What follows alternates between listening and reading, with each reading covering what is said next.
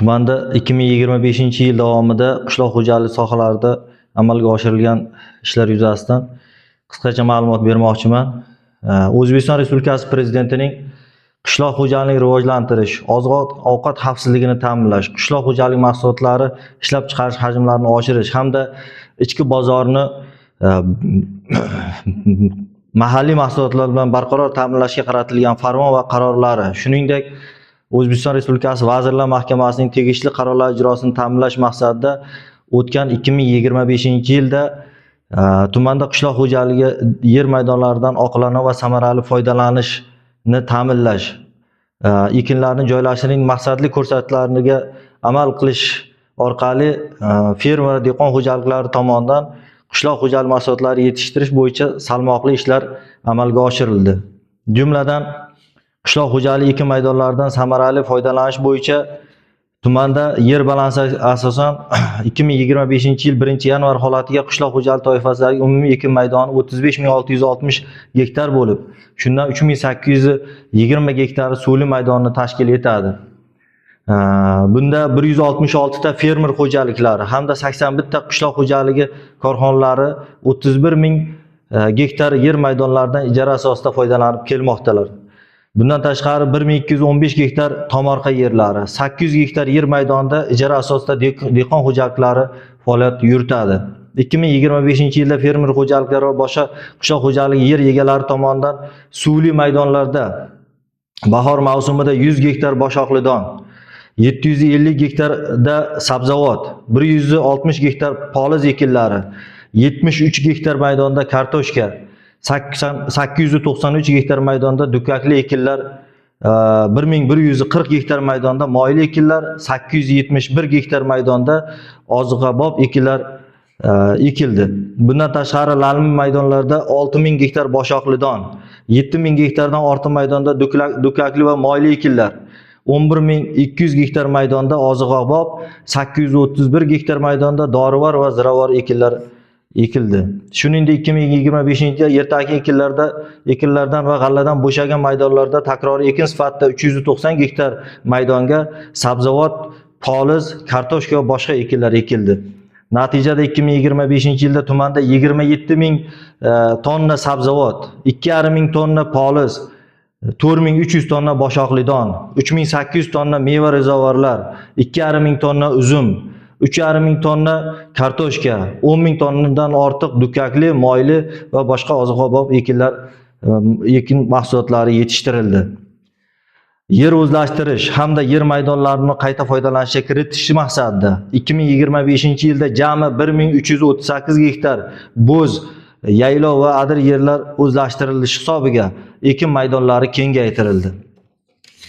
Suv resurslaridan samarali foydalanish yo'nalishida tuman suv yetkazib berish xizmati davlat muassasasi tomonidan tumandagi Xo'jamishki suv omboridan Sovot mahallasi aholisi tomorqa yer maydonlariga va ijara asosida dehqon xo'jaliklari yer maydonlariga hamda Xo'jamishkinsoy Siyudagi 14 ta fermer va qishloq xo'jaligi yer egalariga 2025-yil davomida 2 million kub metrdan ortiq suv yetkazib berildi.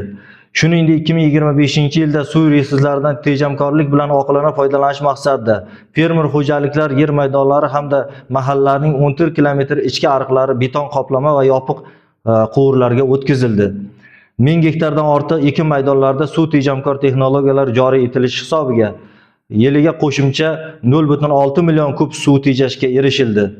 O'zbekiston Respublikasi Prezidentining 2025-yil 30-yanvardagi PF16 farmoni bilan tasdiqlangan O'zbekiston 2030 strategiyasini atrof muhitni asrash va yashil iqtisodiyot yilida amalga oshirishga oid davlat dasturida belgilangan vazifalar ijrosini ta'minlash hamda tumanda 2025-yilda yangi bog' va tokzorlar barpo etish rejasiga muvofiq 2025-yil bahor va kuz mavsumida 225 gektar bog' va tokzorlar barpo etish, 770 gektar maydonda dala chetiga mevali ko'chatlar ekish, 65 gektar yangi tutzor va ehtiyotkorlar barpo etish hisobiga Yashil makon umummilliy loyihasi doirasida belgilangan reja bajarilib, bahor mavsumida 433 ming tub, kuz mavsumida 395 ming tub, jami 828 ming tub mevali va manzarali ko'chatlar ekildi.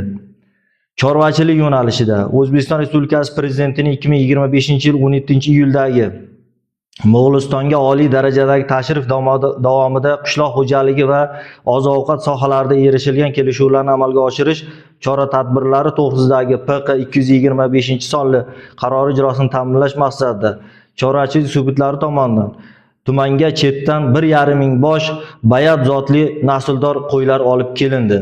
Bundan tashqari O'zbekiston Respublikasi Prezidentining 2024-yil 31-dekabrdagi PQ 468-sonli qarori ijrosini ta'minlash maqsadida 2025-yilda aholi xonadonlari va fermer xo'jaliklaridagi 10,6 ming bosh qoramollarni Angus Aberdeen zotli sun'iy urug'lantirish rejalari amalga oshirildi.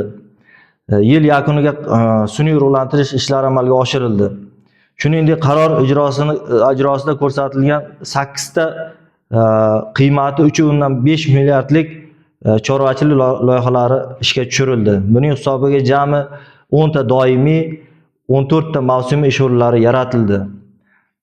Tumanda epizodik vaziyatni barqaror etish maqsadida aholi va chorvachilik xo'jaliklarida mavjud 4 turdagi yuqumli kasalliklarga qarshi 100 ming bosh mayda shoxli hamda 40 ming boshdan ortiq yirik shoxli qoramollarni emlash ishlari amalga oshirildi.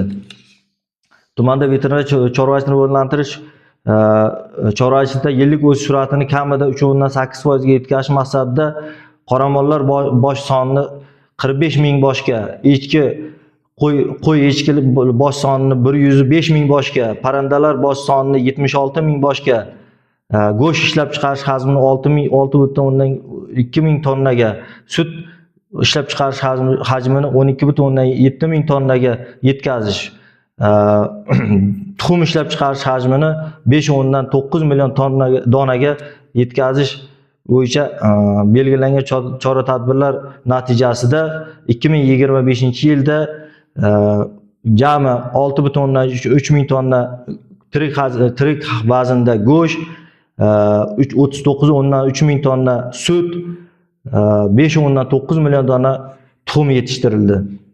Shuningdek, tumanda pillachilik sohasida ishlar amalga oshirildi. 2025-yil bahor mavsumida Zomin asl ipak tolasi MChJ tomonidan 338 quti ipak qurti yetkazib berilib, MChJ qurtxonasi va aholi xonadonlarida kasanachilar va tumandagi fermer xo'jaliklari tomonidan ipak qurti parvarishi yo'lga qo'yilib, 20 tonna pilla xomashyosi yetishtirishga erishildi. Umuman olganda qishloq xo'jaligida yuqorida qaytilgan tadbirlar doirasida hamda yangi loyihalarni ishga tushirish hisobiga 2025-yilda qishloq xo'jaligi sohalarida 2000 dan ortiq doimiy va mavsumiy ish o'rinlari yaratildi.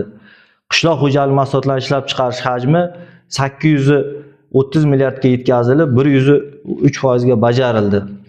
Yurtimizda qishloq xo'jaligini rivojlantirish bo'yicha amalga oshirilayotgan islohotlarni tumanda izchil amalga oshirishni ta'minlash maqsadida 26-yilda bir qator vazifalarni belgilab olganmiz. Ekin maydonlarida hosildorlikni oshirish, qishloq xo'jaligida qo'shilgan qiymat zanjirini yaratish, intensiv bog' va tokzorlar barpo etish, chetdan chorva mollarini olib kelish kabi 20 ta yangi loyihalar amalga oshirish rejalashtirilgan. Qisqacha axborotim shu.